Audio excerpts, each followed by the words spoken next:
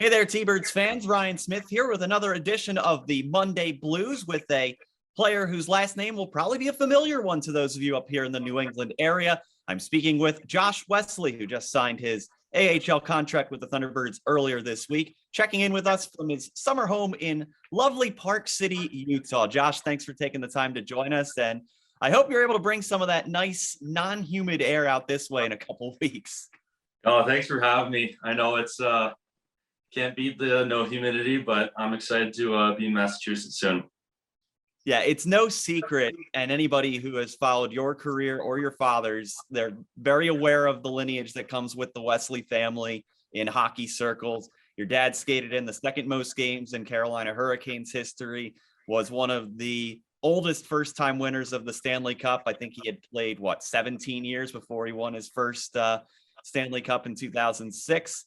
And strangely, you are not the first son of a 2006 Hurricane Stanley Cup champion to come through the Springfield doors. Of course, Riley Stillman came through this organization as well. So I can dig into that part a little bit further on.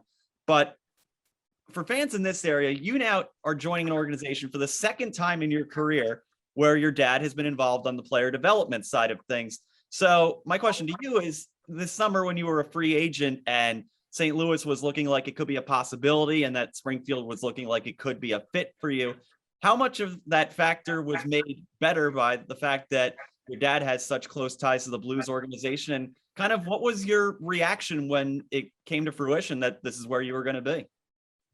Honestly, just the Blues is a first-class organization, and the way that I've been treated with them through there.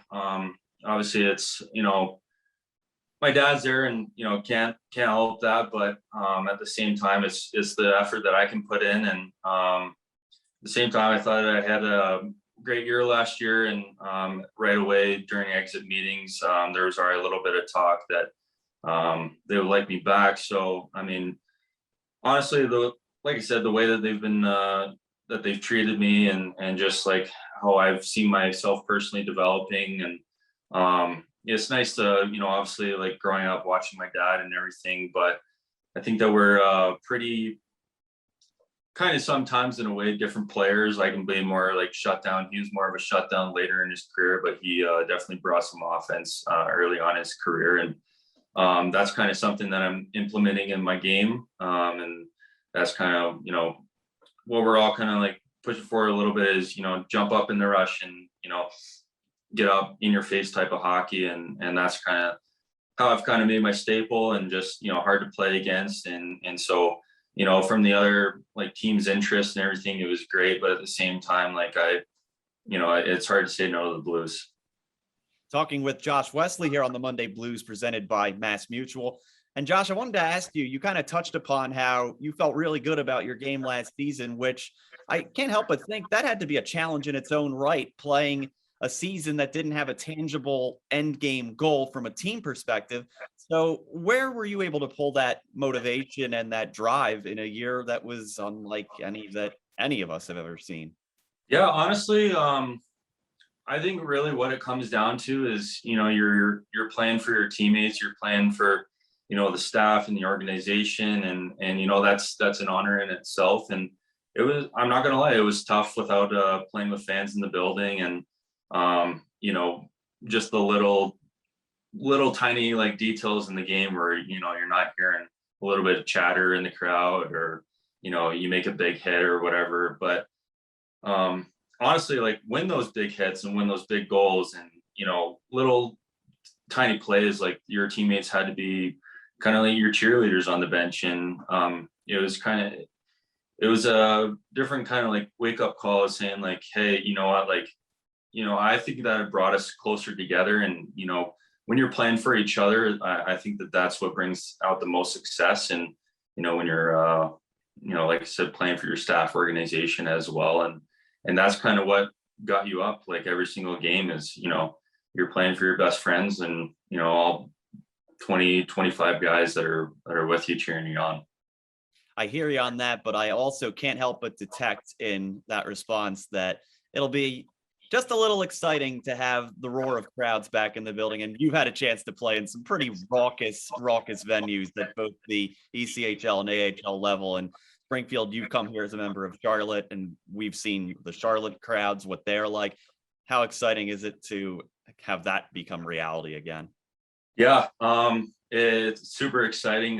We definitely took it for granted, and just having the fans back in the building, it is a lot easier, to be getting up for games, and just like I said, just like the little things is, I think what's really exciting is, now I'm going to be in a hockey town, and kind of where my dad started his career in Boston, and it was kind of cool is because before I had played in Hartford, and I was able to wear, that's where I was born, and that's when my dad was with the Whalers.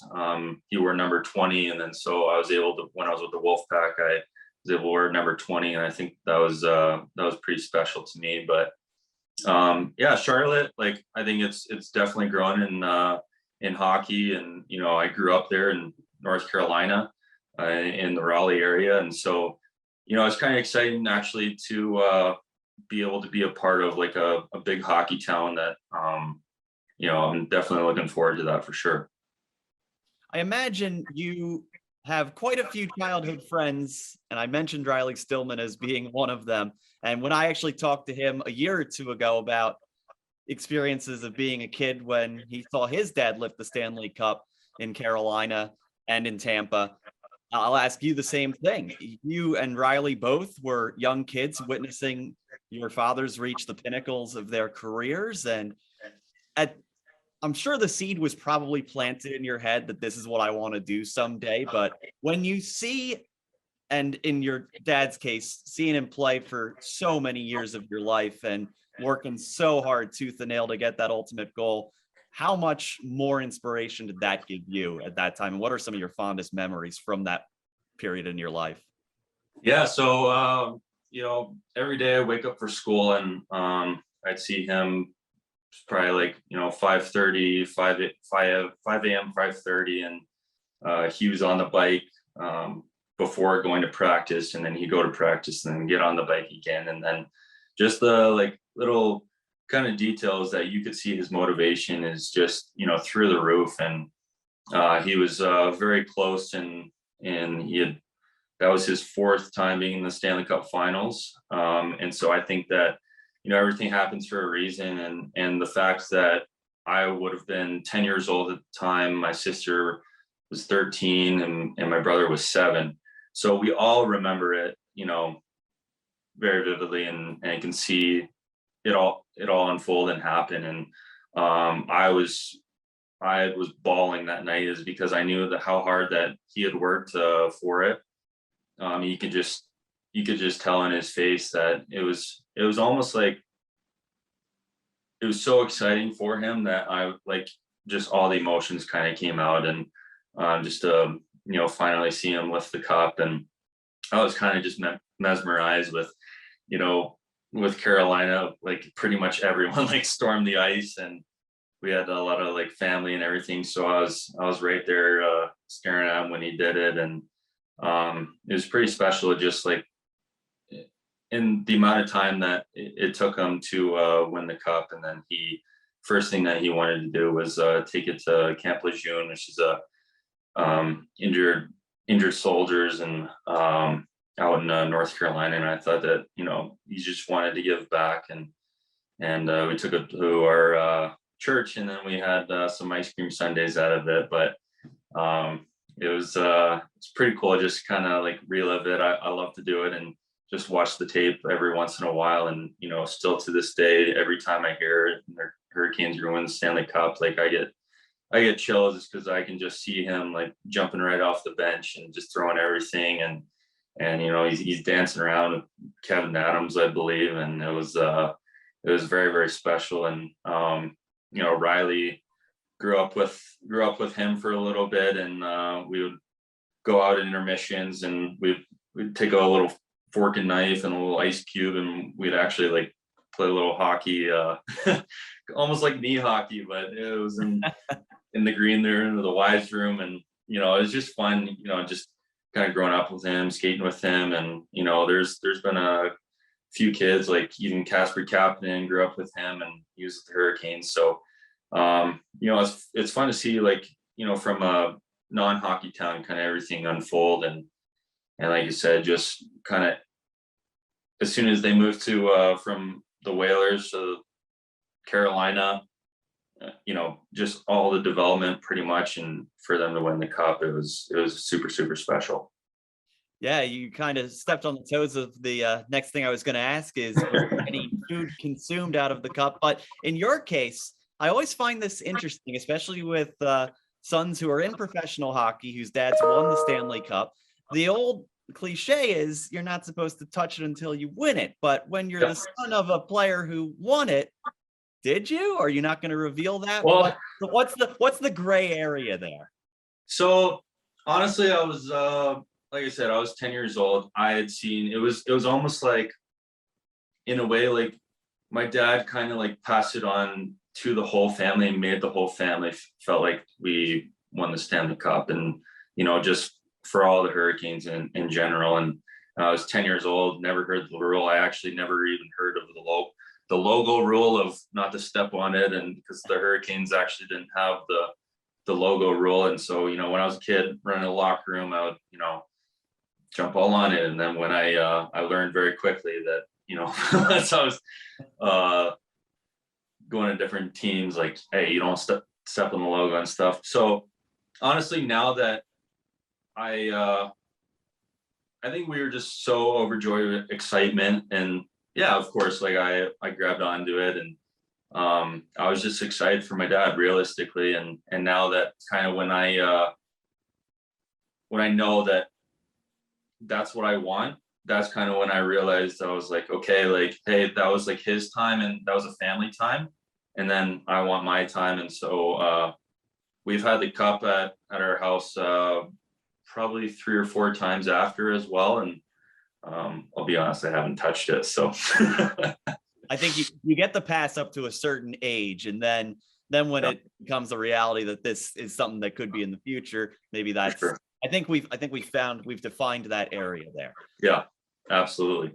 Now, I know a lot of our fans up here probably would have loved to see your dad win a cup when he was just 19, 20, 21 years old on those Boston teams, but kind of a blessing in disguise. You wouldn't have been around to see it. Your sister and brother wouldn't have been around to see it. I'm sure he might have a different stance on that. He probably would have loved to have it be a third or a fourth, but in the end, you got one heck of a story out of it. Talking with Josh Wesley here on the Monday Blues presented by MassMutual. Josh, I got the obligatory Glenn Wesley and family questions out of the way. So now let's get to know you a little bit better. We're just going to rapid fire some personality things your way. And we have sources here that say you are no stranger to these kinds of things as well. So we'll see how you fare on the hot seat here. First things first, and anybody who follows Josh Wesley here on any of the platforms of social media, you might be aware that during quarantine times, he became a bit of a star himself in the world of TikTok with trick shots and things of that nature. You had some very trustworthy friends, I saw, for a few of them. What's the next trick up your sleeve, and was that something that you already were doing before quarantine happened, or was it a way to just keep in touch with the world? Yeah, so in our gym we have a little shooting area, and after our workouts I would go in there for every day really, and I would just spend 30 minutes to an hour just shooting pucks. And we started playing like little games and whatever, and we actually had, like, they're called fit lights, and they they light up, and I was hitting those targets. And then I kind of started getting in a rhythm, and when I would go home, there was really nothing to do. And so I was like, you know what, might as well take advantage of this time. And instead of just kind of sitting around, go out and, enjoy the time that, when time is still, is because it was so weird to everyone. And I was like, well, I've already watched a little bit of Netflix. So I was like, might as well get up and, try something out. And so I know that TikTok had kind of started taking off, and I would watch a couple like different videos and whatever. And I was like, hey, like, maybe I can start getting my brain going. Maybe I can like do this, do this, do this. And then I don't even know, to be honest, I don't know why my one of my buddies is like stood in front of the net, because I was like, honestly, I wouldn't even do that. So I give a lot of kudos to him. So the very first one is he actually stood in front, but it was just like the four corners. I was, confident I could hit the four corners, no problem. And then someone said, all right, I'll hit the middle target. And so I was like, okay, four corners. And then I got a little scared but hit the middle target. And then I was like, so he trusted me, and he goes, hey, he's the one that came up to me, and he goes, hey, like, you can hit the top one. And I was like, that's 6 shots in a row. And he was like, you got it, you got it. And then so thankfully, I think it was first try, boom, boom, boom, boom, hit the middle, and then went bar down on it. And that's when, it kind of started rolling, where I started getting some recognition from it, and, different platforms and whatever were like, would you trust this? Like, this is insane. And I was like, whoa, like, this is kind of crazy. Like, I'm just kind of doing it for fun. And then I started throwing up golf balls in the air, and I'll just spend, it was actually kind of funny, is because like I would actually hit the golf ball like the first 1 or 2 times, and then I forgot that I wasn't recording, and then I was like, oh great, I gotta do it again. No. Take me a couple hours, I'm not gonna lie, but yeah, it was just fun, challenge myself, and whatever I could do is kind of keep my mind busy. And I think that kind of seeing it, even though you can have a little personality in it, just enjoy it, enjoy the time that you have, and let the world see. So I said I wasn't going to go back to anything involving your dad or anything, but there are 2 more small things I'm curious about.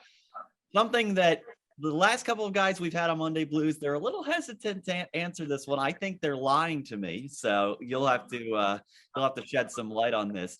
Now, this could be anything you heard from your dad and any teammates he had in his playing days. This could be anything involving you or your teammates at any point growing up. I want to hear what the absolute downright weirdest superstition or routine item, or just something that somebody had to do either pregame, in warmups, or just anything that kind of is, even for a hockey player, to make you bat an eye and say, that's really weird, that superstition.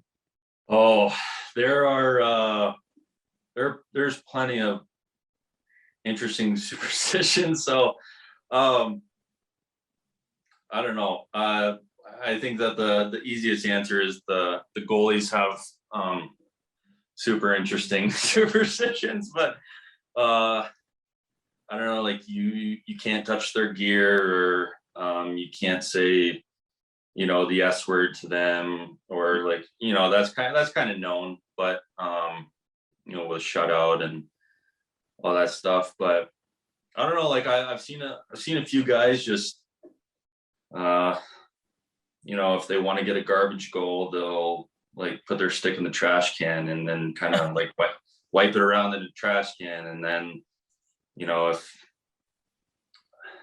I don't know, there's definitely plenty of interesting ones, I guess. Like you get the typical, like you have to put your left or right skate on first. And I actually think I remember like one guy, he would go in he would get to the rink, and he would put his skates on, and then he would just like go to the lounge area and just like hang out, chill, and then he'd like dance a little bit, kind of get loose. And I was like, hey, like whatever works for you. So there's plenty. I won't make you name names or put them on blast, but all I will ask is, was this player European? No, he wasn't. That's something I would have pegged. That's something I would have pegged as a Euro for sure. But proving things wrong. I guess it's not just over there that they're bred a little differently. It's true. Yeah. Next on the agenda, I normally will say who's one pump up artist you have to have on your playlist, but I'll take it a different direction with you. Who's the biggest guilty pleasure artist or song that people wouldn't expect a big tough hockey player to be jamming out to before a game? If there is. I don't really know. I kind of like more of like the EDM kind of pump up. Like I'm not gonna lie, I stay out of the locker room for a little bit, and I love like playing soccer, sewer ball, kind of get myself going. Like when music very first came out, my dad was very old school. He's like, you don't need music to like get pumped up. But I was like, hey, like you gotta be loose a little bit. I know times have changed, and Yeah.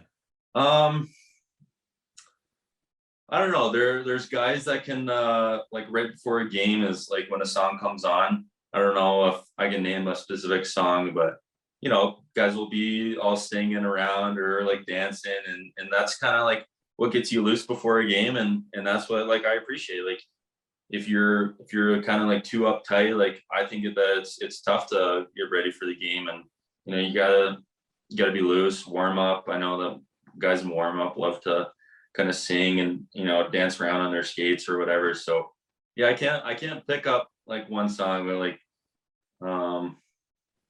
but yeah, I guess I'm more of like the EDM pop kind of guy. So Speaking my language, then you'll Yeah. appreciate the warm up playlists here. I can assure you that much. Who's the EDM artist of choice?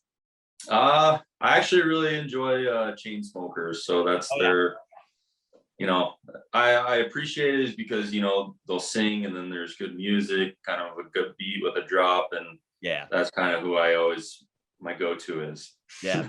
They're definitely near the top of the list. They're on my bucket list of acts Yeah. to see for sure.